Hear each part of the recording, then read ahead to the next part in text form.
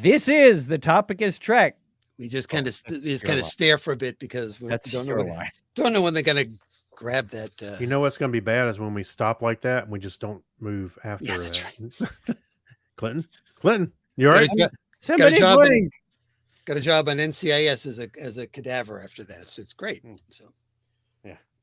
All righty. Yeah, the next time we freeze, I'm going to do like that. Just stay, lean back. I saw him move. I saw him move. He He was blinked. breathing. He blinked. Yeah, some thing I was watching recently where they killed the person and you spend a long time looking at the person that's dead, and you just see their chest going up and down and up. Some I actors know. are really good at it. I do that all the time. I look to see if you see their nose flaring or Or their the chest pulse moving. in the neck. Yeah, But what a There's something what a you stupid can't actor. stop. What stupid? That's a terrible actor. Can't stop his But neck. some are really good at it. I don't know how they do that. The dead still eyes is just unbelievable. Well, speaking of dead still eyes, it's time to begin the show. I think that's a horrible transition. Why did I say that? Because we're dead still. So whenever you are No, ready, Or sir. we're still dead. I'm not sure which one. Oh, it's up to me this time. I gotta be me. Okay. Let me make sure. Okay. All right. Going live on the audio in 5, 4, 3. This is The Topic is Trek, episode 142 for Friday, July 28th, 2023. Coming up in this episode, Uhura sees dead people. Hey, you got your animation in my live action. More Comic-Con news than you can stand.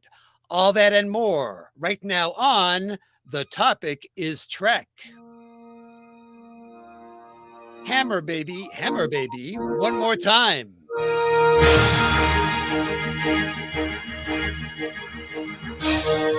Welcome to The Topic is Trek, the podcast that runs on impulse power.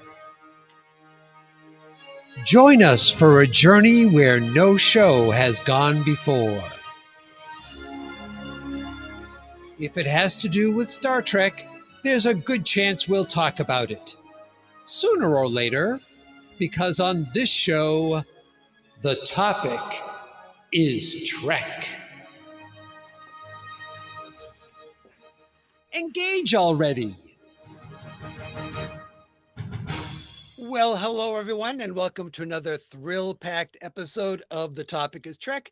I am one of your co-hosts, just kind of messing up all the words tonight, co-host Clinton. So thankfully, beaming in to join me from parts unknown with a hip new catchphrase is one of my co-hosts, Mr. Craig Stepp. Go ahead, make my day. I'll allow it. I don't know why. Yes. I'll just allow it.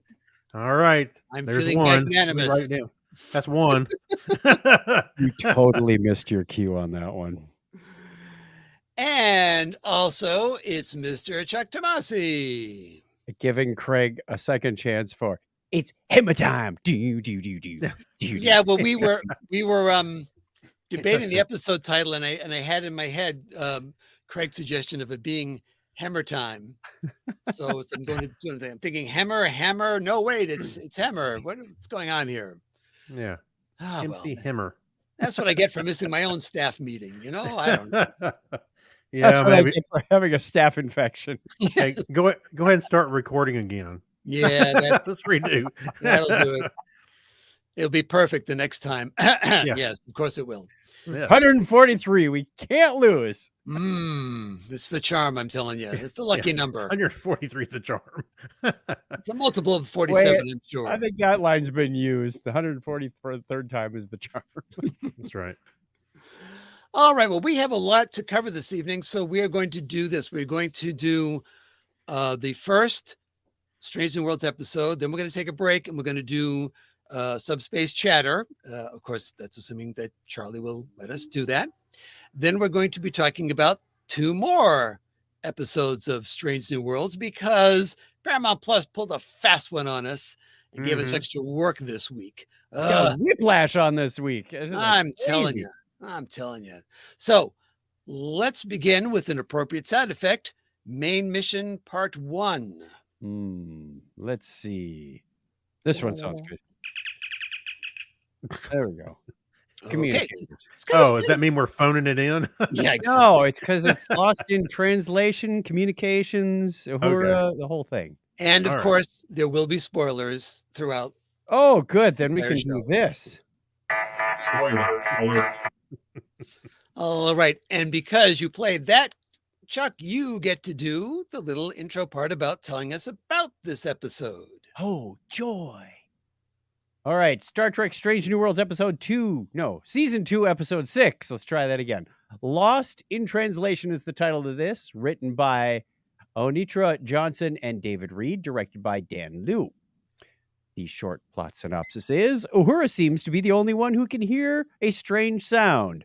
When the noise triggers terrifying hallucinations, she enlists an unlikely assistant to help her track down the source.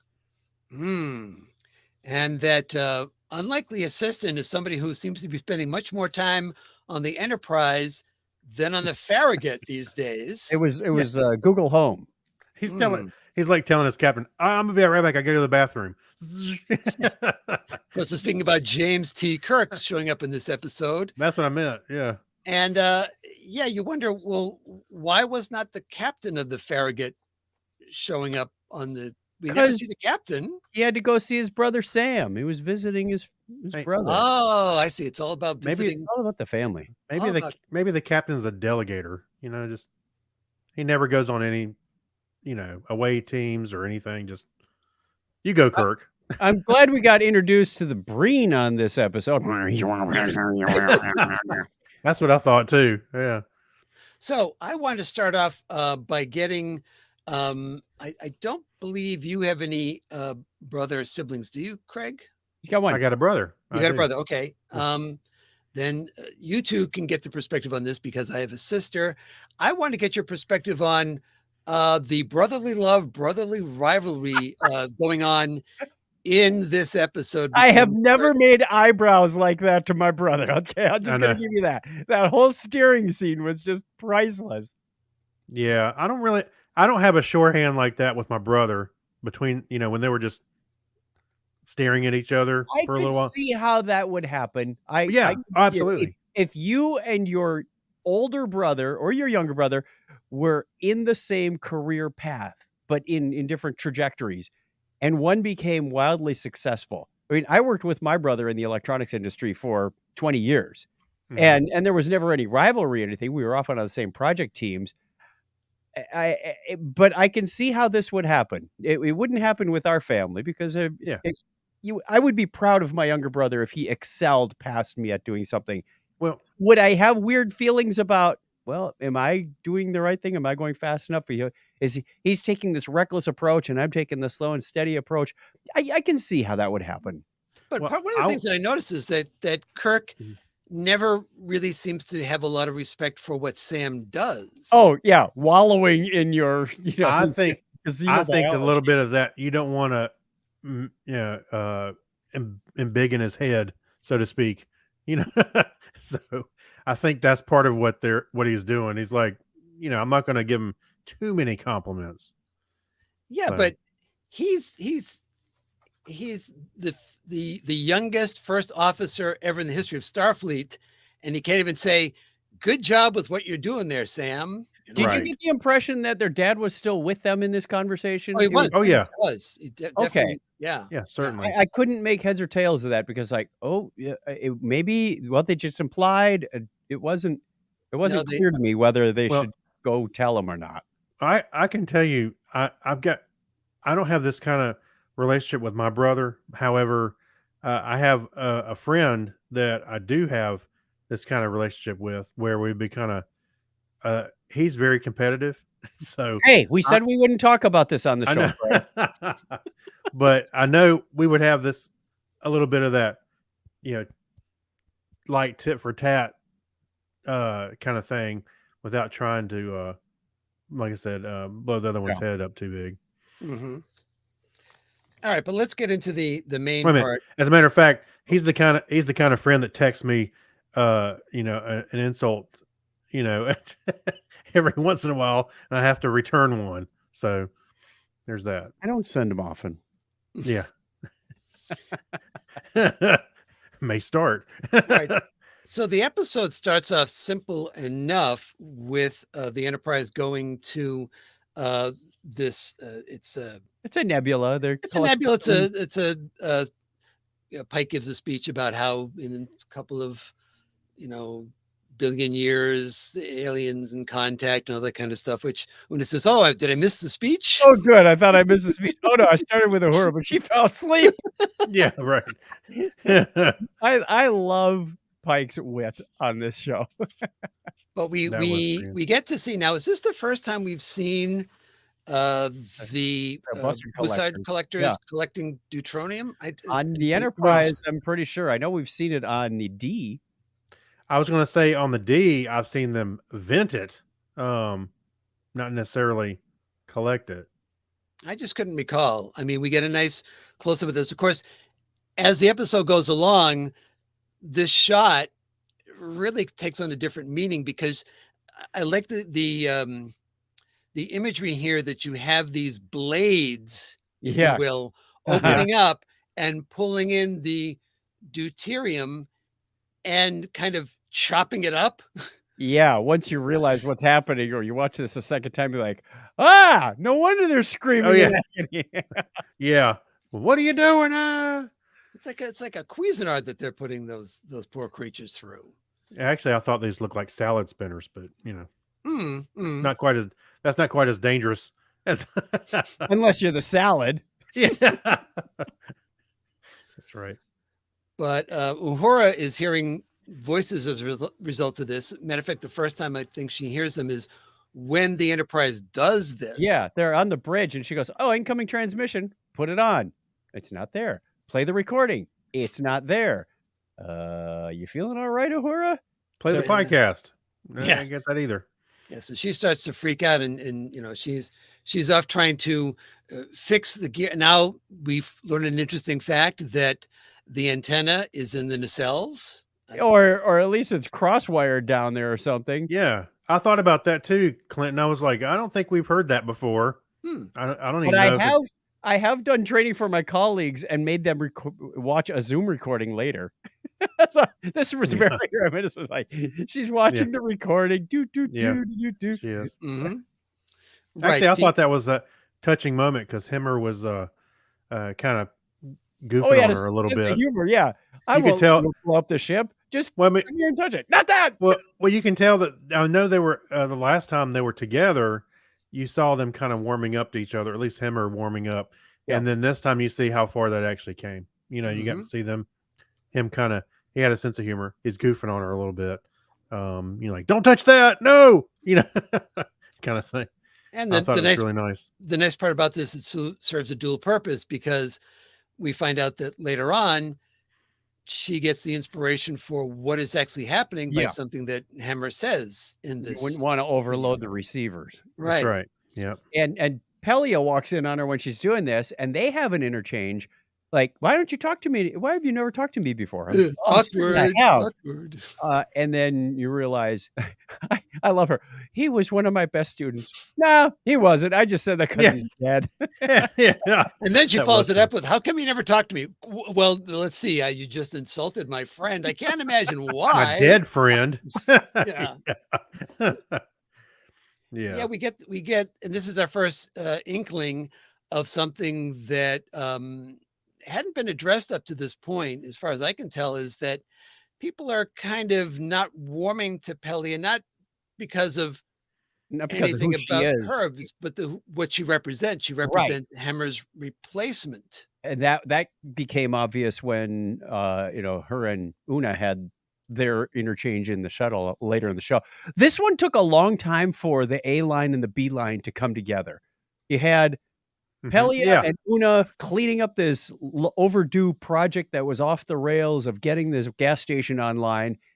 And okay, there may be sabotage. Okay, it's like, okay, you've got your set of problems, and meanwhile, Uhura's got her problems of hearing voices and seeing dead bodies everywhere. Like, bring these two together. And when they did, I thought it was masterfully done. This was really well written. Yeah. Right. And of course we get a new red shirt in the episode.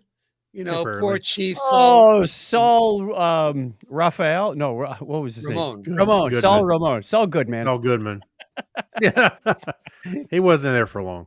No, actually, yeah, he was a troubled soul, wasn't he? Yeah, he was. And what struck me is if you had someone that seemed to be exhibiting the exact same symptoms as someone in your crew, and this person was close to completely losing their mind, would you want to have that crewman standing, like Uhura is standing right there, is saying, well, most of his brain is gone Right. as a result of this thing. That's you in 11 hours. Good luck. Yeah. And knowing that she was going to deteriorate, why would you put her on any sort of mission other than stay in sick bay? Right. And she even asked to be confined to quarters, and Pike says, no, why would I do that? She lists the reasons why. I might sabotage the ship, or Pike is so trusting sometimes. it's gonna get him into trouble, I'm telling you. Right. It does. Wait till the next episode. It does. Or it's like, oh, I trust you fix that baffle plate. Oh, too soon, man, too soon.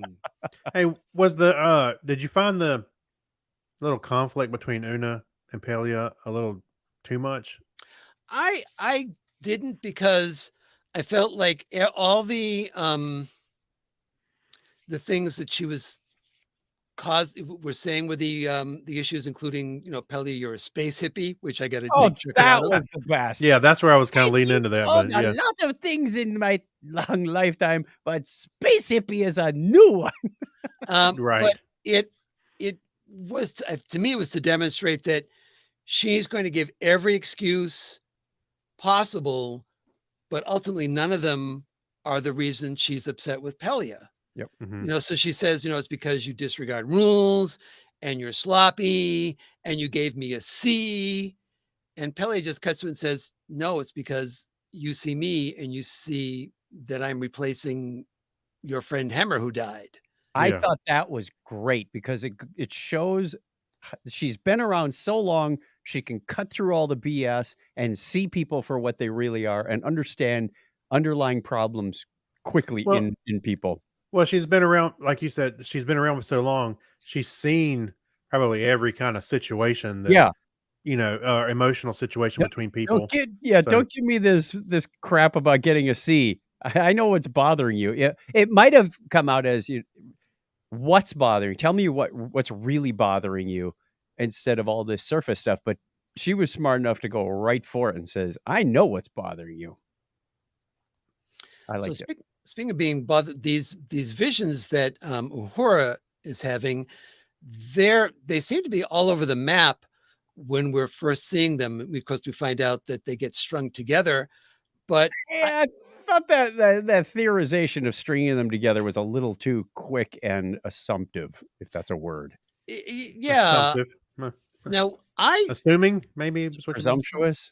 it took Yes. me a while to get this connection between what Uhura is seeing, where she's in a field and Yes. you see smoke. And then they bring her back there later. She has to explain, my parents and brother were in a shuttle, they crashed, and like, oh, that must have been what we were seeing before. Yeah. Right. And then we see the close-up of the shuttle. Now we see across the river, we can see Sydney, like downtown. We see the Opera House right over there.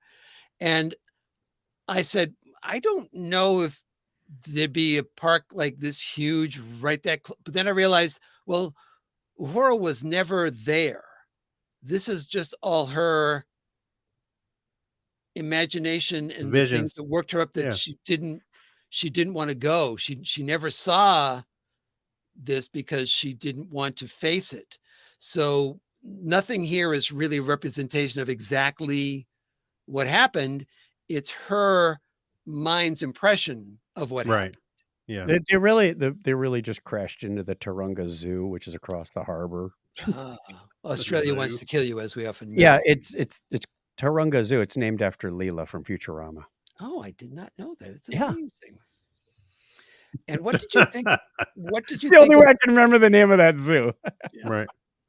So we didn't get much in the way of really anything on the Spock and Chapel front. We get this scene with them playing 3D chess. Your move. Is that not the proper response for hurry up?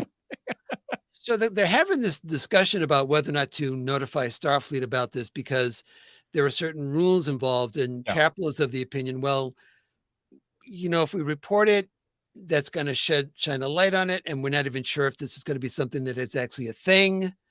So why don't we just wait and see what happens? And that's kind of all we're getting out of this episode with this. Yeah. It's Spock moved says he forward. already sent an email to Starfleet HR. And I CC'd everyone on the ship by mistake. CC Enterprise. And then people keep doing the reply all, take me off of this list. It's funny because it happens. Yeah. They are planting the seeds, though, and maybe not necessarily exactly in this episode, but as far as their relationship goes, Mhm. that it's not going to be around too long. No. And if we're trying to project out into the original series, you should get to that point, right? Where they aren't in a relationship, but this would be a case of where Chapel's and Spock have split up, but she still has an, unrequited love for Spock. So you still have that, you can still have that dynamic going on in the original series. Yep. Did you feel like it was appropriate that, and I'm not saying that it wasn't, do you feel it was appropriate that Pike just took Uhura's word for it that you have to destroy the refinery? Yes, that was, how certain are you? I'm Yeah. very certain. Okay, and then she barks out the orders, and all he has to do is nod. You're like, fire! Yeah, do what she said. Yeah, it was a little of a easy plot thing to do. She's still an ensign. Yeah, but she's proven herself. I mean, maybe in his eyes. Are you really going to blow up this multi-million-dollar gas station? That you just got to work. Right. Well, also, you can tell in other situations that we've seen that Pike really does trust the people that he works with. Right. And so Yeah. they're there for a Yeah. reason, So like I said, I'm not saying it was the wrong call. I just, was what you thought of it, because I think it showed that there was a trust of your bridge crew that said, and he does look over at Kirk, and Kirk nods as well. Like you've got a second opinion, if you will. And the second opinion says, I concur with what Uhura is saying. Yeah. That this is definitely the case. And you probably could have, I think I almost felt like Sam should have been there as well to be maybe that. Kirk's commanding officer. I don't know. Well, he's first. Well, I'll check with my captain and get back to you on it. I do like how the photon torpedoes really called back to the original. Mhm. Oh yeah. Mm-hmm. They didn't echo quite that long, but they did have that twang to them, and I went, Yes. "Ooh, Yeah. I like it." When Ramon rushes out of sickbay and they fire the phaser, you also hear a similar sound. Oh, To do I that- have a phaser- like Do you have it at the ready? No, I have the ship's Chuck, phaser. lock phasers. Fire. There you go. That was So I thought that was Hey. interesting as well. Actually, in this whole series, I like how you hear TOS sounds and even some TNG Mhm. type sounds floating around. Kind of ties everything together. I think Yeah. a little bit. you got a bit of that in the third episode too, when they were trying to replicate the wreck to Gino. You kind of heard. It was almost like the Atavachron. No, not the Atavachron. What was Yeah, was except, that? except The bell. it ends with a microwave ding, which is really weird. No, Your no, coffee's done. no. I was like, what was with the ding? Well, No, okay. it was the.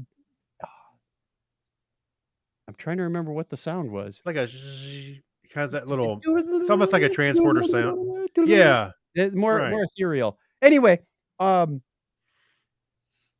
All we right. rating it? Are we? Is our 15 minutes Yes, up? our 15 minutes expired a minute or two Okay. ago, but I wanted to let us wrap up Okay. because it seemed like we were about to. I see. I told you, just throw the thing out. All right. No, I'm going to try to stick to that. Okay. Uh, All right. All right. So we're going to rate this on, let's rate it on, for old time's sake, on 1 to 10 Hemmers. How about Hammers. Zombie hammers. that? Could be the zombie Hemmer. Yeah. So I'll go bottom on the screen here for me. So Chuck, you start. All right. Lost in translation. I generally liked this. I thought there were a few weak points in the plot. Like, hey, listen to Uhura. She's only been crazy the whole show, but when she says blow up the gas station, we'll go for it. Yeah, so there were a few things that bothered me. I'm going to give this a 7.5. It was good, but it had a few too many gaps for me. Okay. Craig, how about you? I'm gonna give it a solid 8.3. Actually, Okay. I'll give it an 8. We're getting more precise as we go. That's right. I'll give it a solid 8. I think Celia Rose Gooding really shined in this episode. Yes. As she has been really anytime there's been a focus on her. But this episode really was great. I loved it. I like seeing, as we talked about earlier, Sam and Kirk going back and forth a little bit. Yeah, I think there was a lot of things to like in this episode, and I agree with Chuck. There's a couple of easy outs on the plot holes, but other than that, it was solid. Okay. And I'm going to not carrying out very many decimal points, but I'm going to give it a 7.75. I agree with pretty much what you guys were saying. And in addition, this was our first real encounter with James T. Kirk prime timeline. Yeah, in the right space and time. and he gives a Kirk speech to Uhura. Yep. About, facing death and, why we're out here. Oh, I so wanted to hear that. He says, about, she says, what did she say? I can't face death or something. And I expected him to say, neither am I. Yeah, I was going to say, but that comes much later. Right. Let me tell you how I got here. I did have one nitpick, one big nitpick. Sure. And before we move on, I'll make it quick. The emergency transport. Okay. It seemed like before the explosion. It seems like in the TOS era, transporters were not that quick. Well, as they would be in the future iterations of Star Trek, where they had transport from a non-transporter pad too. Yeah, but to me, transporters are a real issue in so many ways that I give them a lot of slack on how a transporter works, because let's face it, it works when you need it to work. It doesn't work the other times when it's convenient for it to not work. So suddenly now consistency within the episode might be an issue because they come across the crew person who has been slit through the stomach and they don't emergency medical transport that person to sick bay. Right. Yeah. So, I would call that out more than I would call out the fact that Kirk and Uhura were able to emergency transport out of, the explosion area. Well, in my mind, in the TOS era, the transporters weren't you couldn't do like site to site and all that kind of stuff. Right. It was kind of like you had to use a pad in some form of the transport, and it wasn't. I just thought, okay, like computers, they were all slower and as they were older, and as they moved forward, then TNG, we were doing site to site and transporting cargo and all kinds of crap. They transport out of that room where Ramon is about to set off the explosion. Do they go to the transporter pad? Because if you're on a planet, you don't have a transporter pad. You go to the transporter pad, though. So did they go to the transporter pad from there? I don't think we see that shot. Let me check my notes. I think we cut to write that down. Well, while you're doing that, I do want to give a tip of the hat to Dr. Aaron Chapel and Spock were playing chess, they did talk about quantum superposition, and her fingerprints were all over that script. Especially when she says, "I know that's not exactly how it works." Right. Yeah. Right. All right. Anyway, nitpick out of the way, but that was a good episode. That's fine. Fair enough. Fair enough. Like I said, transporters can be kind of weird, wonky. Now we get to my favorite part of the show. Yeah, well, it is. Oh, well, that's good for you. It's not this is my favorite part of the show because this is where I need to double check with Mr. Charlie X to make sure we're okay to do Subspace Chatter. So, oh boy. Charlie, are we all set to do Subspace Chatter? You don't need all that subspace chatter. He didn't have his animal crackers today. Only because we share the first name. He didn't get his animal crackers today. No, he's having a rough day today for some reason. From the picture, it looks like he's about to belch. Right. That's a very special episode. All right. So I'm calling this this edition of Subspace Chatter as close as we can get to recapping everything Trek related that happened at San Diego Comic-Con. Or didn't. Yes. All right. So let's start off with Chuck.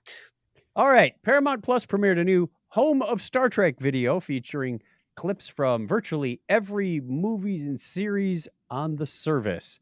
But of course, lacking any Prodigy clips, meaning the streaming service needed to drop, quote, every show, every episode. Gotta learn to turn that off a little quicker. Yeah. Yeah. They used that line that they had been playing up ever since all the feature films returned to Paramount Plus. So it was a clever video. I don't know if you guys get a chance to see it, but they do it as a intercutting between everything, and you have this conversation and like tiny plot that goes on throughout the entire thing. So it was fun. And they don't normally, I noted this because they don't normally on Paramount Plus also do the movies. Usually you just see clips from the shows, right? Classic. But this was everything except Prodigy. But let's move on from there. Okay. We're going to talk too soon. It's too soon. It's too soon. We're going to talk about Lower Decks. How about that instead? It's not too soon for that. We got a poster for season 4 of Lower Decks, which mimics the look of Star Trek IV, The Voyage Home. Yep. And this keeps in line with the other posters, which mimic the first 3 TOS movies. We also got a season 4 trailer, including, and I think you guys hopefully picked up on this, an Ernie Anderson sound-alike doing the narration. Anderson used to do the narration for the TNG episode trailers. Next time on Star Trek, the next generation. So yes, I did. I was like, wait a minute. Yeah, I don't know. I did not know his name, but I remember thinking, wait a minute, that sounds familiar. You got to listen to Larry Nemechek more. Yeah, Ernie Anderson passed away several years ago, but it was a nice callback on that. Sure. Paramount Plus announced that Lower Decks will premiere its first 2 episodes on September 7th. The next day, which of course is Star Trek Day, September 8th, there will be a special theater screening of Lower Decks. And so that there's going to be some other things in with this screening, and we're not sure if they didn't say what episodes would screen, whether it's going to be the same ones that premiered on the 7th or maybe the next week's, or who knows what, given what happened at Comic-Con. What else happened? IDW announced a 200-page Lower Decks Choose Your Own Adventure graphic novel entitled Warp Your Own Way, coming in fall of 2024. And they do promise that there is a correct path that does get you to the end, unlike some Choose Your Own Adventures, which kind of all lead to the same place. XO6, partnering with Mondo and Funko, is producing a series of Lower Decks maquette statues. The first 3 figures, measuring around 5 inches tall, will be Mariner, Boimler, and Badgie. I'm so getting that one. The statues come with interchangeable heads and arms. Yes, even Badgie, as well as accessories. They also set a release date for this fall. Hallmark showed off its Badgie Christmas ornament that will release in October. Now, the ornament actually comes with two figures, Helpful Badgie and Evil Badgie. Of course. Yeah. Right. That's pretty good. All right. All So 2023 marks the 50th anniversary of Star Trek: The Animated Series. CBS What? I know. Mhm. Surprise. CBS Studios is creating 5 all-new animated promotional spots in classic TAS style.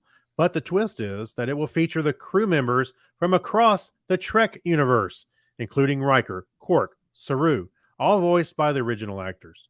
The animation will be by Casper Kelly, not Justin T. Lee, creator of the TNG and Voyager animation shorts, which I thought that was going to be the case, but maybe not. Kelly and IDW will release a new comic titled Star Trek: The Animated Celebration presents the Shamer barrier. The title refers to Lou Schemer, one of the founders of Filmation. And of course, Filmation is the studio that produced Star Trek: The Animated Series. What is this this comic cover you've got on here with, what is it, Kirk with Bullwinkle antlers? Kirk and IDW, if you listen to Craig, Kirk and IDW will also release a new comic book entitled Star Trek: The Animated Celebration, presenting the Schemer barrier. So this is Right. a comic book that's going to be, but based on the cover, it's going to be all of these Star Trek characters together in this adventure. Uh-huh. And Kirk has moose antlers saying, and his little bubble says something to the words of the effect, "We're stuck in a comic book and the artist hates us." Okay, Riker's holding an old traditional like, Hey. bowling ball bomb. This is all over the place. I was listening to Craig, but it wasn't registering with the bizarre imagery. So Kirk's new warp phrase. And now here's something you really like. Yeah, exactly. We also No, see Watch me pull the rabbit out of my head. we also see Tendi, we see Emrys in there, and we see Uhura. I know. Picard is I in the laughed when I saw that. background. I laughed when I saw this image and saw the bomb. Surprised we didn't see Batman floating around in there Yeah. somewhere. Yes, some days you Oh, just can't Batman's get rid not of part of Star Trek. Yeah, someday. a bomb. Craig, don't get silly. That's ridiculous. All right, I know. Too late. All right, one more. I made In a the career out of Trek being silly. In the Trek Animation Celebration panel, John Van Sitters, VP of Star Trek Brand Development, confirmed that Paramount is working with Hagman Brothers to find a new home for Star Trek Prodigy. The complete first season has been released digitally and is available for purchase on Amazon, Google, Apple, and other streaming services for about $18. The Blu-ray and DVD, does anybody still own those? Yes. Of the second half of season 1, episodes 11 through 20, will be available on September 26th. A new book aimed at middle graders. I thought it said middle agers at first. I'm like, oh, sign me up. No. Yeah. Middle graders titled Escape Route will be released on August 1st. And a petition to save Prodigy now stands at nearly 32,000 signatures since June 23rd. Just to put that into perspective, the Renew the Orville petition has around 31,000, and it's been active for almost 2 years. Sorry, people. I think it lost steam a little bit there. Yeah. All right. I mean, the Orville one did. So there's no firm release date for, it was announced for the final season of Star Trek Discovery. It will still most likely premiere in the first half of 2024. We did get a new season 5 trailer that mixed clips and cast interviews, plus an episode clip. In the clip, Captain Burnham encounters 2 mysterious figures on an alien ship. An explosion throws the captain out into space, and Burnham hangs on as the ship engages its warp drive. Whee! So she's inside the warp bubble, and she's hanging on. Did you get a chance? Either of you get a chance to look at that clip? I did watch it. Yes. It looked exciting. I'm trying to figure out obviously what's going on, but yeah, it looked pretty good. Right, because we have a second starship in here that's a Federation ship, I should say, that is having this conversation with Burnham while Burnham is like trapped on the hull of the ship, saying, "Well, you know, we can't let them get away." And she's saying, "Just we got your back. We're not going anywhere." Yeah. Very weird. Very weird. It's the Cerritos. We don't know how to disable the tractor beam. All right. All So right. we'll wait for more information on that. Next All up, right. Craig. All right. SDCC attendees were treated to an advanced screening of episode 7, the Lower Decks crossover, on Saturday, but it wasn't advanced as they believed, as Paramount Plus also released the episode that same day for streaming 5 days ahead of time. The trailer for the episode 9, Subspace Rhapsody, also premiered, revealing that the episode will be the franchise's first musical episode. Ta-da. Rhapsody will feature 10 original songs, all written by Spock. No. Plus a special version of the main theme. That'll be interesting. Oh, wait. Is it going to be the I think theme it's the with acapella words? version. No, it's the acapella. No, please don't use Gene's words. No, I think it's the thing we hear bits and pieces of the acapella group doing the music. Okay. Star Trek. All right. No. Yeah. No. Star Trekking the universe. Yeah, well, okay. And the totally soundtrack. legit. Oh, of course, the soundtrack will be available on digital music streaming platforms afterwards. Mhm. We'll Or send maybe you our before. I don't know. Amazon affiliates link so we can make a couple pennies. Yeah, that's right. Factory Entertainment showed off 3 Star Trek Starship models that range from just pocket change $15,000 to $17,000 US. Yeah. Drop in the bucket. The motion Big bucket. the Motion Picture Enterprise, the TNG Enterprise D, and the Excelsior. Excelsior. Hey, you don't have to say it like Stan Lee. I did. I know. Excelsior. They also displayed the first Contact Type 3 phaser rifle to gauge fan interest. Oh, yeah. They all said, don't point that at me. They all said, what's the difference between a phaser rifle and a phaser? It's got a bigger handle. What's the deal with that? Bigger batteries, more power. All right. And I put them, if there's enough time, I'm going to cover these. So I'm going to cover these real quick. The Section 31 call it streaming movie event, which is what Paramount Plus is calling it, does have some information. There is in Toronto, there are some lists about productions going on, and the code name, which I can't recall offhand, but the code name for Section 31 is starting to pop in. And it looks like if the strikes don't interfere with it, we're looking at October is when that will start shooting. Of 2027. And the other thing that I want to mention really quickly, this is kind of important from a milestone talking about the power of Trek for Paramount Plus more than anything. Parrot Analytics, which we've talked about before, well, they do social media engagement and so forth to judge popularity. Strange New Worlds has been in the top 10 for the past couple of weeks, which is really, a big deal. Plus Nielsen, which tracks all sorts of things, and it's kind of been late to the streaming game, but they're trying to catch up ground on tracking streaming stuff.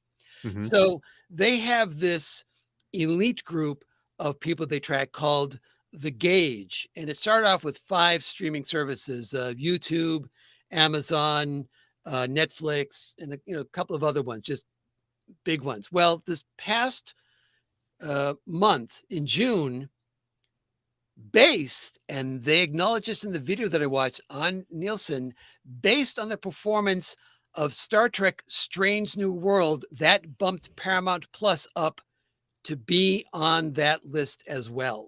Cool. Wow. That is awesome. So I think that Star Trek is doing well for Paramount Plus. We're in Just another kind of my golden opinion. age. Indeed. Yeah. So- Well, I imagine to some degree, probably Picard had something to do with that. I mean, only because it was recent, before Strange New Worlds season 2.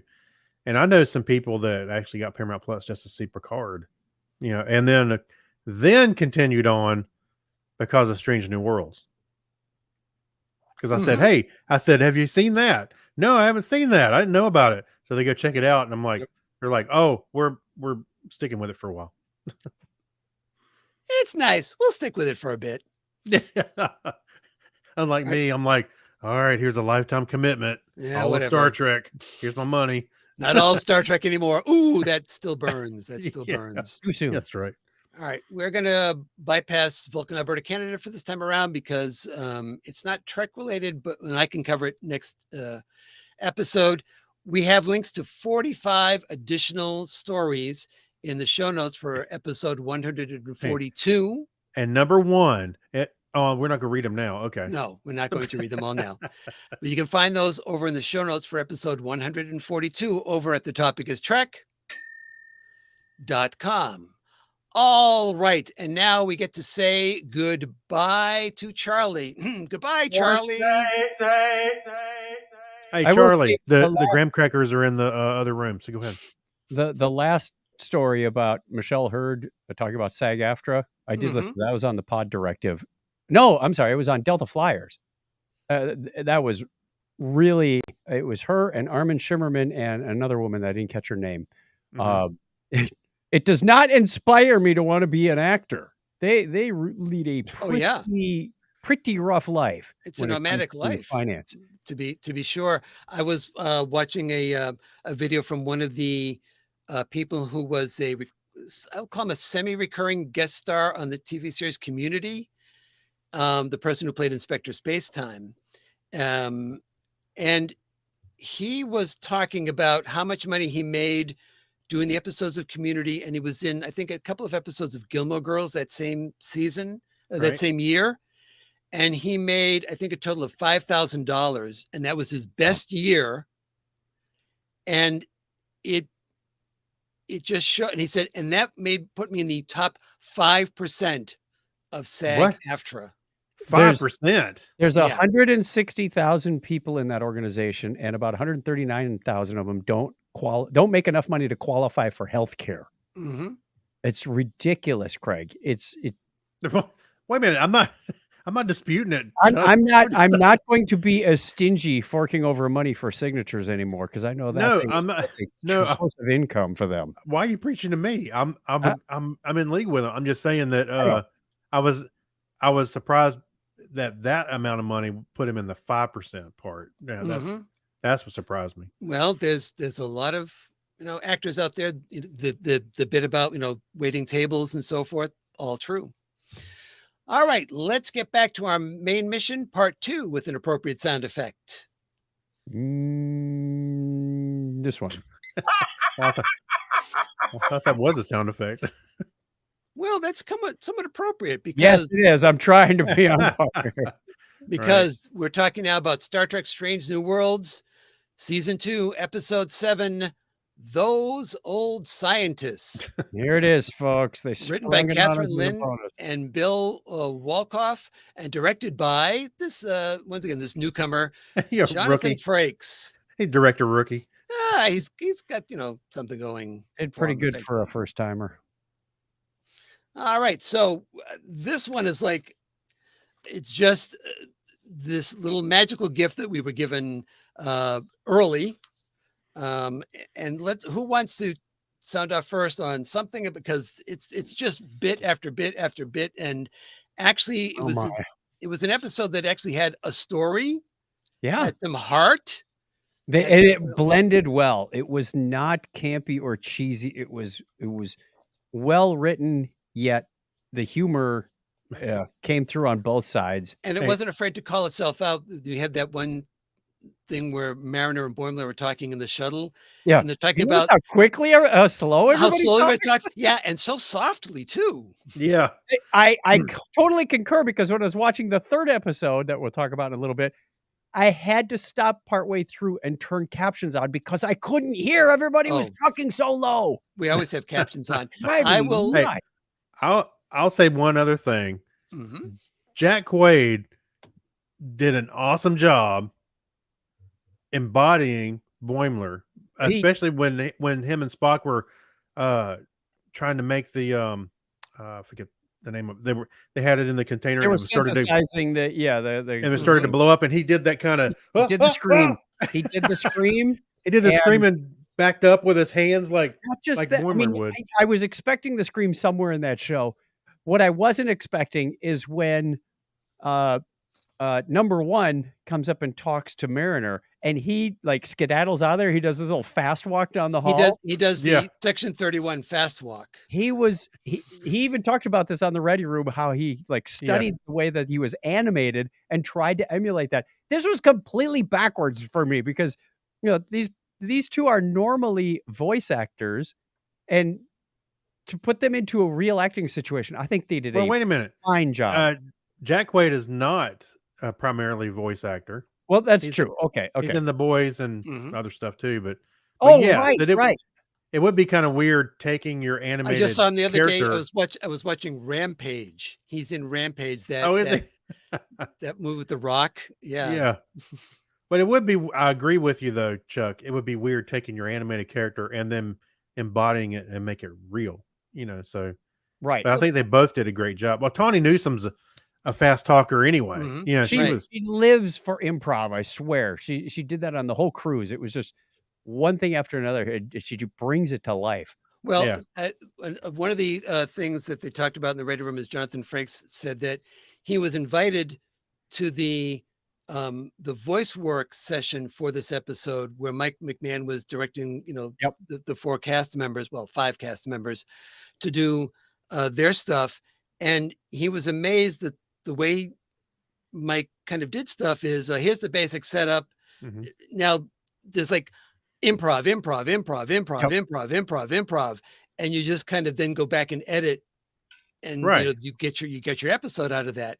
So I think that really was good for Jonathan to do, because he then realized that he had to let Jack and Tawny do the same thing here, to just little asides going back and forth all the time, including that Riker, which was an improv line. Oh yeah, that was great when he. When Oh he my gosh! raises his I leg had to into the rewind that. I went, did he just say Yep. Riker? Not I'm going to do the Riker, or here's Riker. It's a Riker. It's like Riker. And Yeah. I loved how even Spock called him and says, do you realize their references are oddly specific? Yeah. Oh, and creepy Spock. The smiling and the laughing. It was Oh. creepy. I will tell you, do not watch this show on an airplane. I was trying not to laugh out loud, and I was just Yeah. holding it in, but my eyes were watering. It was so funny. Yeah. So Well, he many busts- times. Yeah, this scene right here, when he busted out laughing, I was like, whoa, where are we going with this? And it kind of freaked me out because you don't expect the Yeah. pointy-ear guy to start laughing like that. And then Boimler says to Mbenga, does he do that, or is that new? Oh, that's definitely new. That's new. That's new. Again, Ethan Peck is doing a great job with Spock because, as seriously as you take him, when he has those kind of subtle emotional moments or Yeah. takes it up a notch, it's like he went from one stream to the other. He's doing this so well. He's earned his ears. And he's established himself in the character so much that one of my favorite lines in the entire episode is when Boimler and Mariner are explaining how they can get them back to their own time, Mhm. and they went to the Fleet Museum, and Boimler says, I didn't pay attention, but Mariner says, I did. And Spock Surprise. says with a straight face, it is surprising because she does not normally pay attention. Now, yeah, Calling out what the joke is. And then later, they said, how did when they're talking to the Orion at the portal, and she says something like, I feel like they're not listening. Yeah. yeah, that's right. That's right. Hey, by the way, notice something here about Spock's face. Most people, if they were laughing like that, their eyebrows would be kind of up. His is all Right. even because Because they're normally pointing down. Yeah, he is nailing that Spock character. I'm telling you. The ending where the Strange New Worlds crew was animated because they were drinking the Orion Hurricanes, which I'm sure we will have on the next Star Trek cruise if they Oh, can yeah. find some Orion Delac. It And tastes funny. and then you get Mbenga's closing line on that. What's in this stuff? Yeah, My And she's arm checking her does not face out. normally do this. she's checking her face out. It's like, Yeah. what? Yeah. Look at my eyes. Look at Spock's arm. Spock arm is all wavy. Yeah. But Ortega Oh, seemed really fine with it. She was like, We yeah, this missed is good a stuff. key emotional point on that last episode where Kirk and Spock get introduced when Uhura introduces Kirk and Spock Yes. together. That was a great closing scene. And I went online because I know in my head I've heard the song that's playing. When I went online, everybody thinks it's Till There Was You, and it's not. No, It's a song, and listener Diana's there. Maybe she picked up on it. I hear the line when you hear the bit from the chorus of "It's almost like being in love." Is the lyric I'm hearing, and I couldn't place the I song. couldn't place the song either, but it is so familiar. Yet I couldn't nail down any.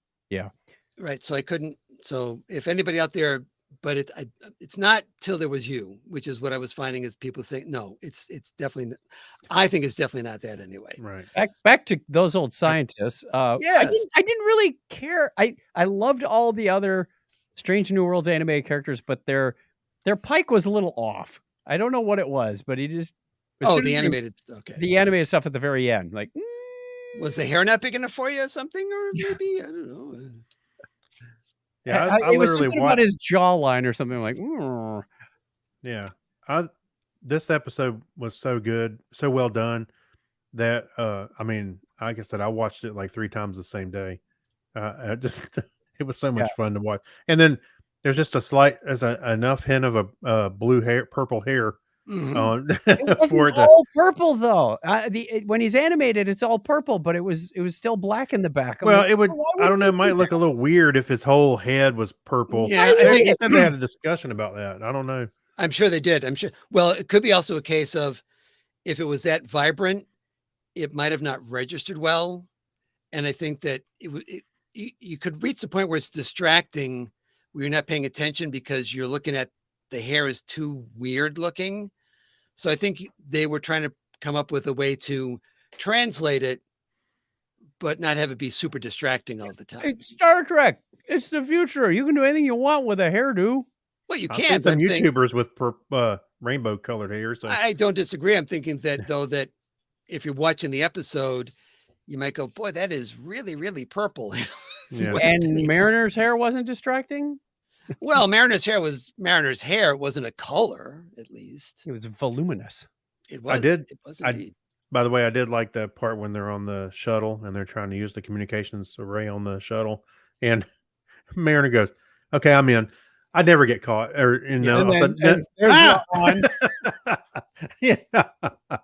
But then the following scene when they got put in front of Pike and his speech about, how many, assuming, you're not going to be around very much. He says, I know what you're talking about. I already know. Yes. I like how right at that point, Mariner says, you mean, about that? And she does these gestures on me like the chair, like the about Yeah, that? she was making that's right. And yet it turns into a very touching moment about how many people wouldn't, want another few moments with you. So I like that whole birthday thing. It's like, actually, because Brad Friday actually had some nice insight on that, didn't he? Yeah. Because, well, maybe somebody else wants to hang out with you for a little while. Yeah. Longer. Friday is Pike's birthday. How do you know it's Pike's birthday? Because it's a holiday in the future. Oh. Oh, darn. It'd be like us knowing Picard Day. I swear to Worf. Wait, no. Yeah. Holy cute. Don't say his name. We got a Trelane thing going on here right now. Yeah, they would call Trelane out there. That was hilarious. Yeah, Worf's on her. Crap. Yeah, Worf's on her. That's what it was. Yeah, it was interesting as well in this scene. I thought it was almost an indirect call out to Star Trek Beyond, because in Star Trek Beyond, you have that scene where McCoy and Kirk are talking but they're having a drink, and he's now like a year. Kirk is a year older than his father was when he died on the Kelvin. Yep. So you kind of had that same kind of vibe going there with this. I do remember having that a similar thought when they were talking about that. Yeah. Any other bits you want to talk about from those old scientists? Oh man, we could probably make a whole show just out of that episode. But well, there's also the poster. Numero una. Yeah.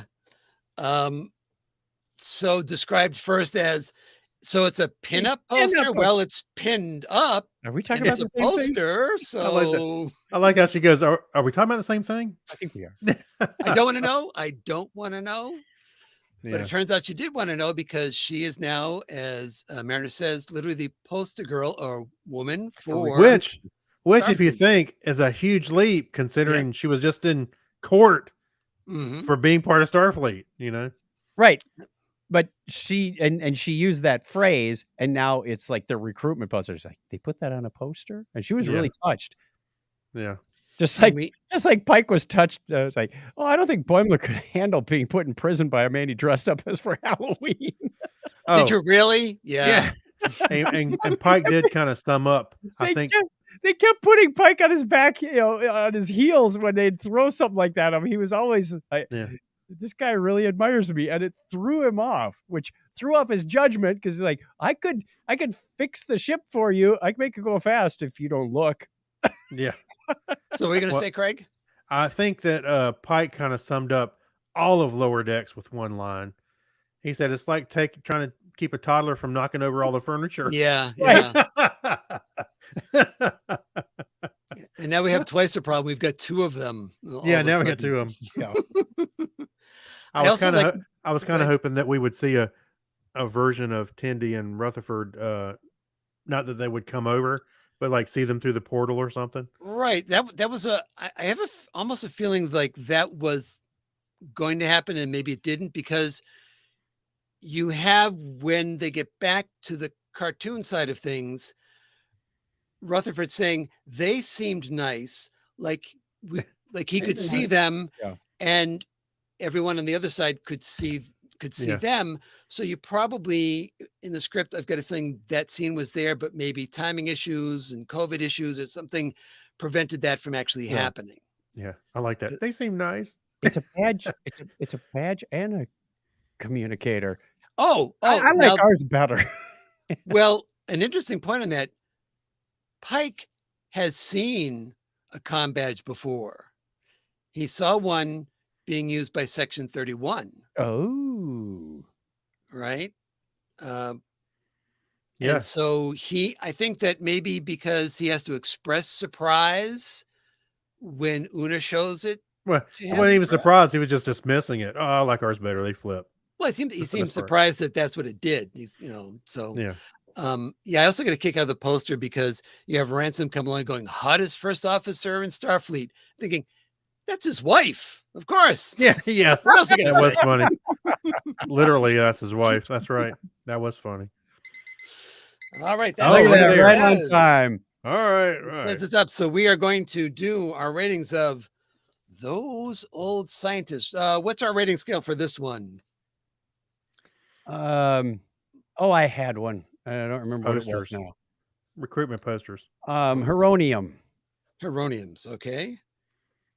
Heroniums. So I am going to rate this. I'm going to rate this.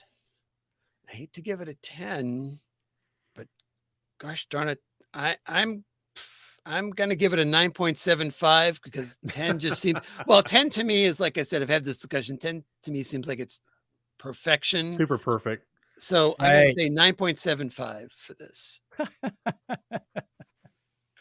All right. So Craig, what about you? I am, you know what? I'm going to be in the same boat as you. I'm going to give it a 9.75. I would have given it a 10, but it's got to be super perfect to be a 10. And this is probably almost as close as you're going to get. So, I loved every bit of it. Even when they were real, they didn't look, or act too campy, like they were in some respects. I mean, Boimler, jumping around, screaming and stuff. But I really loved it. I think it's so well done. I was amazed how well it turned out. So, yeah. Okay. And what about you, Chuck? I laughed because I had the same internal discussion. It's like when I watched it, I'm like, this is 10. And then I thought about it later. I was like, are you sure about that? Yeah. Are you really sure? Everybody on the airplane's like, what? No, everybody was thinking I was convulsing or something because I was laughing so hard. Guy behind me probably thought I was having a heart attack. I was like, I just couldn't. I couldn't stop shaking. A 9.75 is where I'm leaving this one. All righty. You know what?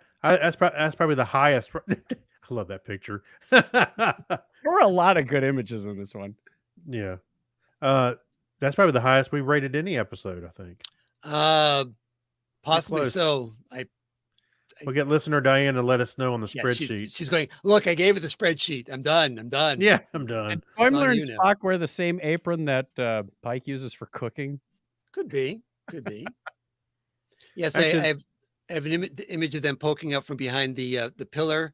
And it Yep. says all that in a hubcap too, because I don't know if you noticed, but the sound design in that explosion ends with this cartoon sound of a hubcap spinning and slowly Yeah. stopping spinning. Yeah, it does a little bit. Yeah, that's No, it's right. exactly what it is. It's a hubcap, and it's like, oh my god, that's classic cartoon, explosion noise.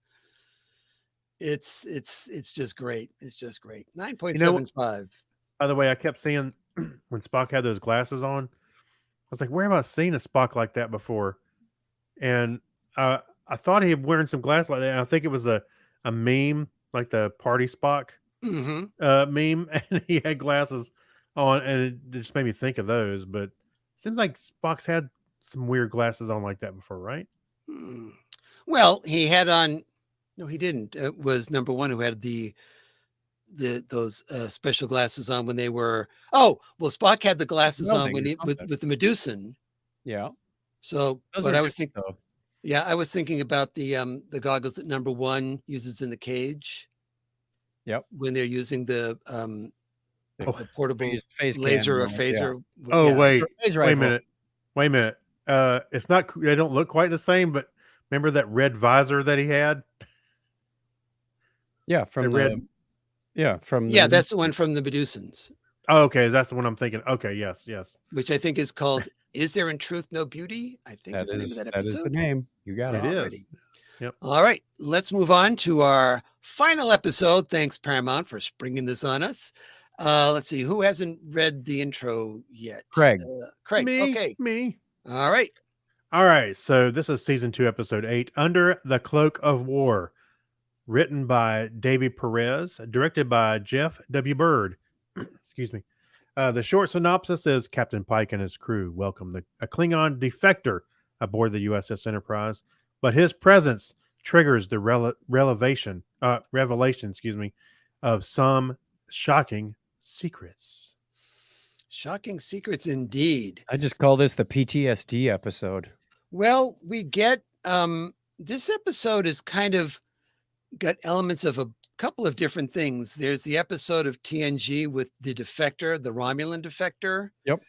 I also thought of it as Chancellor Gorkon in this as well. I thought about the episode of Deep Space Nine, first season, where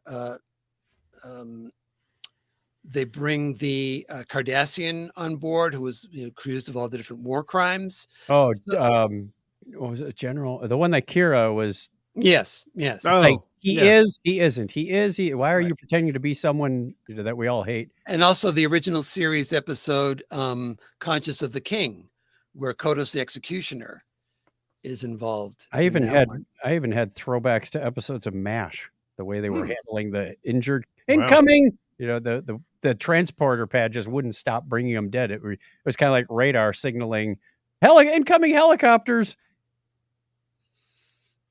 But one thing that I think we all agree on is that it was good to see Clint Howard was back again. Right. Jumped right off the screen at us. I expected him to hand me a glass of Tranya. So this is Clint's 4th appearance on Star Trek, dating all the way back to the first season, first couple of episodes of the original series. The advantage of being 9 years old when you do your part. I know, right? That's right. So yeah, he was playing the chief medical officer on Jagal, which is where Chapel is sent, because we have a flashback to this time period when the ambassador comes on board, and we get a lot of history about Mbenga's Mbenga and Chapel of right, and kind of they've where a hinted lot at of this before. yeah, kind of where a lot of Mbenga's emotion comes from about the Klingons, about war. Yep. All these types of things. We also get to see him use a trick in this one that we see him use in season 1, Yep. which is keeping a patient alive in the buffer. Oh yeah. Yep. And Oh, unfortunately, in this you were case, for a minute, I thought you were skipping ahead and talking about the stuff he was injecting himself with. oh well, there's some season 2 though. So this time around, it doesn't work out so well because this time around he has to clear that buffer because there's more incoming, and they need all the space in the transporters. So definitely is a case of this is another thing this could remind you of is the Siege episode of Deep Space Nine, where you just get to see the horrors of war because you have all sorts of injuries coming in to the medical facility, and they don't have an organ replicator. So if you come in with an injury, normally it would be not a problem to fix it, but they can't. Would be convenient to have one of those nowadays. Indeed. I didn't realize there were so many close-ups of Dr. Mbenga on this episode. I didn't realize what hollow cheeks he has. That beard really does hide them well, but when they did the close-ups, like, wow, you go right under his cheekbones and there's nothing. Forget his cheeks. Can we talk about how cut he is? Man, that guy's got some shape to him. Greg was looking at the other cheeks. Indeed. Well, hey now. He's got it going on. That's all I'm saying. Yeah. We get an awful. We also get the origin. We don't get the origin per se, because an Andorian who's fighting obviously on the side of the Federation comes to Mbenga saying that we need you on the front lines, referring to the fact that you take the green stuff. Yes. And go out there. That's what I was talking about a moment ago. I'm sorry. Yeah. No, that's okay. So Mbenga is very, very, very reluctant to do that because that's his past. He now wants to save lives, not take them. Right. And so he's conflicted, but he's standing his ground on it until we get that bit with the foot soldier, if you will, the ground pounder, who is brought in, and he's patched up, and Mbenga gives him a speech about, what I feel like Mbenga kind of almost made his own bed to lie in there, because he really gave an emotional speech to the soldier about essentially why we fight. Yes. And then suddenly the soldier has to go off and fight in a suicide mission. And then Mbenga's like, you don't have to do this. I can write wait. That's not what I meant. I can write you a doctor's note to get out of gym class. Right. Well, he had literally just sewed him up. He was still healing. He wasn't even. So, it's time. No. I forgot to start it. Wait, he forgot to start it. Oh, okay. Okay. We've been talking for a few minutes. So I'll give us a bit more if we have more to say about it. I also felt like we're meant to not know how it all goes down in sickbay. That we purposely see this fight that happens at the end behind the frosted glass, where you cannot tell, right? Because who does what. You didn't see. He walked away from the table. The knife was in the box, and then Christine walks around. She's looking. I think you saw him. Didn't you see him reach back? I can't remember. I didn't. No, I think you just see the box. There was a scuffle, and then Ra fell down. Oh, he fell on the knife. Okay. Well, yeah. And then, and this is where it got unclear for me, because Christine is saying, "Yeah, I saw the whole thing. This is how it went down." Now, is she covering for him? Maybe a little.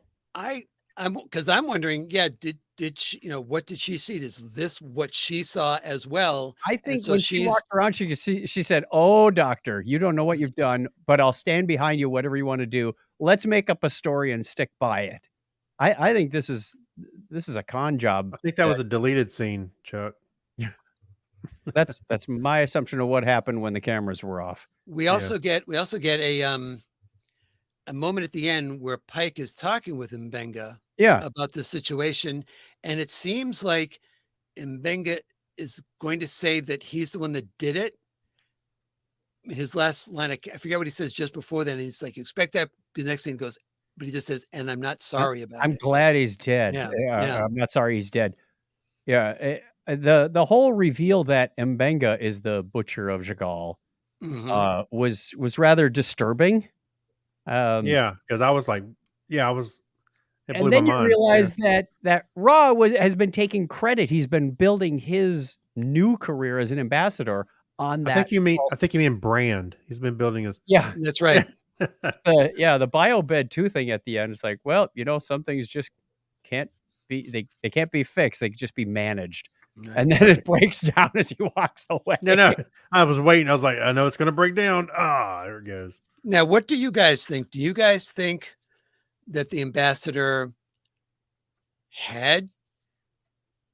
was legit in what he was actually doing, that he didn't have a hidden agenda on that side of things? We know that he was not being completely truthful about his reputation, but do you get the sense that he was being legit? I do.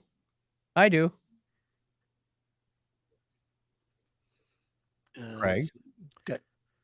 Oh, talking about for Do you think the he things was that he wanted to do? Did Or he was trying to do? you think the ambassador was doing what Ortegas said? Is he's just doing this long game so we can get into Federation secrets, et cetera. Federation Yeah. secrets, or was he being legit in that he had changed, but he didn't mind also tacking on this reputation that he had? I think I feel like that he was probably genuine in what he was doing. Yeah. Because I don't think he would have I don't think he was good enough to actually infiltrate, for secrets and stuff. I don't know. I don't quite get that. We have a note here from listener Diane who says Mbenga was completing the Black Ops mission he was sent on and finally killed him. So he couldn't get to him at that point, but he could, in sickbay with no one else around, and finish what he started out to do. That's an interesting take. Yeah. I mean, we know that, well, we believe anyway that Mbenga took it upon himself to do this, and for what his motives were, he had a lot of motives to do this. And, I think this is the case where Pike is just looking the other way. Yeah. In this situation. So it very much of a dark side. And well, even Pike offered to help him out as best he can. Yeah. Not to the extent that Chapel was going to, but yeah, I don't know if I understood why Pike invited them all to the dinner as well, but I felt like, ooh, that's really a big ask. I got an Undiscovered Country feel on that dinner. Oh, absolutely. Yeah. You got I was ready for they started. Ortega started talking Klingon. I was thinking, when is she going to start doing the whole Shakespeare thing? Yeah. So, alrighty. Do we have any other thoughts on? Only that pretty heavy. Only that this was a palate cleanser from the comedy show. Oh my gosh, the pendulum couldn't have swung any further the other way. Well, you can't put too many lighthearted episodes together. No, absolutely not. So this was actually, I think, a perfect drop. For that. Maybe maybe a little heavy, but we've talked about this fact that you've got 10 episodes. They all have different feels to them, and you have to decide how you're going to program those 10 episodes. When you're breaking the stories, because if there's threads that are running through them, you have to decide, okay, we are making the conscious decision that after those old scientists, we would do a crossover with Lower Decks. We're going to have an episode about death. Well, lots and lots of death and dying and death and death. The threads seem to be in order, but the star dates are out of order. Because when Boimler asked what's the star date, it was like 2000 something. Yeah. And this one was definitely, I wrote it down, 1875.8. They went backwards, but Now, granted, there Well, wasn't a laughing Spock in here, so he wasn't broke yet. But I believe that star dates are weird. You have this kind of cover on it that it somehow is also affected by the local gravitation, but because in the original series, some of them Solar are out of flares, order, and they try black holes. to say it's a relative time just Ah, to kind of get around that. Typically they should be in order, I know what but I'm if asking Dr. Aaron this time. well, I mean, Please she'd have explain to the be able to justify star dates to begin with. Is probably be an issue and a half to yeah. start off with. Can you explain the relationship between star dates and black hole gravitational pull? So this was also a relatively short episode compared to the other ones. I think this one clocks in at 45 minutes or so. Oh, I didn't even pay attention to the time. And I the didn't think last about two that. episodes were, I believe, over an hour long. Mm-hmm. Okay. So, I mean, there weren't a lot of subplots going on here. We pretty much were just concentrating on Mbenga, somewhat on Chapel, and the ambassador in here for the most part. So He I had think really that, good teeth for a Klingon. Did you notice that? well, he's making himself presentable. He went to see a guy, about a And thing. dreadlocks. Yeah. All right, so let's rate this, and we're going to go back the other way now. So we'll start off with Chuck. What are we rating it on? 1 10? to 5. 1 to 5? No, 1 to 5. 1 to 1, 10? 1 to 10. What do we got here? What? Klingon daggers? Sure, let's go with that with DNA. Bad biopads? Right. I'm going to give this one an 8. I thought the acting was wonderful. The story was good. It was very weighty in terms of the horrors of war and what it inflicts on people's psyche afterwards. We're still in an early, a very tumultuous relationship with the Klingons. So I thought it was all plausible at this point. The reason I didn't go any higher was because it felt a little slow paced in places. And I don't like the fact that this is the second time we've seen exercise in a room that has pillars in the middle of it. Terrible Adds the place extra for a element of gym. danger. It's like they kicked somebody out of their bedroom and obstacle. said, "We're going to practice jujitsu in here now." Yeah. So that kind of bothered me. So you've got places in more of the center of the saucer section. Hey, at least they weren't practicing it in the ready room, which was everything else seems to happen these days. So Yeah, right. So 8 daggers it is. okay, 8 daggers. And what about you, Craig? I think this is one of those episodes that really highlights again how good of a cast this is. Babs nailed it. I thought I really felt that his character was in pain from all the stuff that they've seen, the war. Not just him, but Christine and Ortegas as well. They were all dealing with. Although I will say that I think Ortegas to be as upset about things as she was, we didn't see enough of her dealing with her demons. We saw a little bit, but it's just not quite as much. So, but anyway, I'll also give it a solid 8, solid 8. It's good. Okay. And we're going to agree again. I'm going to give this a solid 8 as well for all the reasons that you gave. One of the reasons that I thought this episode was interesting is that it's probably not the case, but I feel like this episode gave us more time in the Klingon War than all of Discovery did. Mm-hmm. We were knee deep in the Klingon War on the ground level of this, and in Discovery, we got a much higher level look at the war, but this was down to the foot soldiers, and I thought that was a nice, grounding effect. A presentation to give on that because it happened and you got to acknowledge that it happened. And even Pike says some of the people on my ship served in the war and some didn't. So some people don't mind whether the Klingon ambassador is here and other ones mind an awful lot, including apparently the person at the transporter controls, because they did not look happy either. Yeah. So And they she was a throwaway. It's like they showed her and it's like, as she cared about it, but I didn't really. I know we're 142 episodes in, but I want to put to the committee that we start something new that I was inspired by Delta Flyers now that they're finishing up their trek through Voyager. They go after they rate, they go to what they call their captains and admirals rating. I'm going to IMDb, which I think might be the same thing.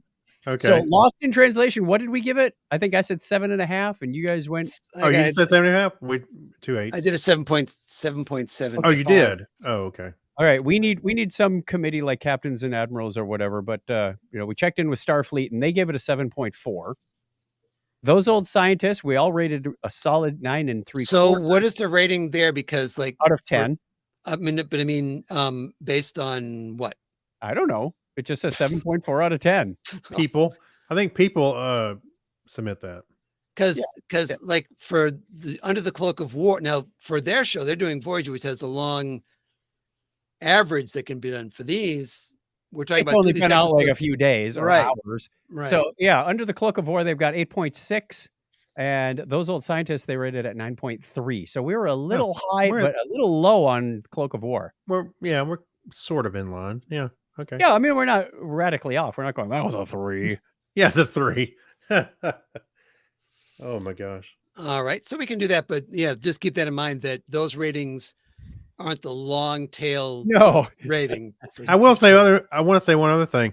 I know Ortegas is supposed to have some kind of origin story around here somewhere. We're running out of time yet, as far as I can tell. Yeah, we're running out of time. I hope that wasn't it, because there wasn't much there. But I do like season 3. But I do like no, they said they were going to have it this season, right? So yeah. But I think I really like seeing some backstory on M'Benga, because he's one of the, well, there's others, but he's one that we don't really know a whole lot about, Right. He was in 2 episodes of the original series, so we really don't know much about the character from his first appearances. Right. All right. So it's time now for our Warp Speed Roundtable with an appropriate sound effect. Oh, let's see. We didn't give a sound effect for the 3rd episode either. I would have gone with this, this, and this. Oh, it was Cloak of War. Let's see. That's right out of the current episode. Warp Speed Roundtable, huh? Yeah. Let's. Oh, I know. We could have used that one for Cloak of War too. Yes, because we fascinated see by the whistle. What is this thing that it's a weapon. We're shooting you. We're killing you with song. We only know one note. Well, we blow this whistle so it wards off the demons as you appear on the transporter. Which in-universe crew would you like to most meet? So that is our Warp Speed Roundtable question. Is so we're talking not the actors at a convention, but if you were, this is Boimler and Mariner, and you could go, where would you want to go? So I'll start off to kind of go in reverse order again. All right. I would like to go, not just because it's animated, but I like to go to meet the animated crew because. Which one? The animated Star Trek, the animated series. Okay. To see, Eric's and Emrys and kind of meet exactly Eric. So looking for you. I'd like to, spend some time with that crew because we don't really get a lot of time to spend with them. That's true. We get 24 episodes or so, and that's it. So 3 legs. How does he sit down? I would find out very carefully. Yes. And what about you, Craig? Ooh, that's a good one. I'm actually thinking TNG because I think the TNG crew, because they know how to relax and have fun after hours, as well as when they get to work, they get to work, so they seem like they're more well-rounded. How about that? Okay. You would have been one of Nagilam's first, Craig. I I was hoping for Tasha Yar, but okay. Oh, Oh my. I'm sure you wouldn't have been Tasha's first.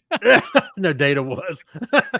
No, I doubt that. All right, let's move on, shall we? What about you, Chuck? I was doing a process of elimination, and I was thinking Not about you, this. not you. Yeah. Well, right. It was like, this one's kind of dangerous. This one is kind of stiff. Like, would I hang out with these people? Play darts with Bashir and yeah. O'Brien? O'Brien, yes. I'm sorry. I'd call him meetings. His name was stuck in my head. Like, what's this character? It's Hammer Time. Yes, I understand. It is Hammer Time. And then I went to Discovery. I went round and round, and I finally settled on TNG as well. Okay. It just seemed like I could sit down and hang out with those people when I was off hours easier. I don't know why. Just don't sit in the chair in 1040 and go Riker, because it's not going to go over well. Actually, I got a better answer. Okay. I would like to hang out with the crew of Quark's Treasure. That was Quark's ship, which is really Rom, Quark, and Nog. So I see. here you go. His You'd be Quark on that said- Ferengi Ocean's 11 mission to save Moogie. That's right. Well, yeah. I mean, they know how to cover their own, and make a profit. So cover their own assets. Exactly. Yeah. Yes, exactly. We definitely Quark's reached that time of Treasure. the show. Because it's about time to refill the dilithium chamber and to try to warp on out of here. You can find me, Clinton, at Comedy Forecast, all one word, with the number 4.com. And who speaks for you people? Go ahead, Chuck. You people. You can find us at what? You can I find guess us you at both do. Technorama Podcast. Just Google it. You'll find our podcast. You'll find our website. You'll find our YouTube channel. It's all out there. It's easy to spell Technorama. We made it that way so we could spell it. That's right. Yeah, or the Swiss Science Museum could as well. One or the other. If they start All a podcast, we're doomed. Yeah, no. But on that note, it's time to hit the theme, boys. I guess they'll never be able to start a podcast after what we did to the name. No. If you like the show, please be sure to tell a friend about it and subscribe so you never miss an episode. We'd love to hear from you. Follow us on X at The Topic is Twitter, visit our Facebook page, or visit thetopicstrek.com. Until next time, on behalf of Chuck, Craig, and myself, I'm Clinton, thanking you for listening. And as we always say here on The Topic is Trek, don't put on on that the red Shirt. fool. Haven't you learned anything?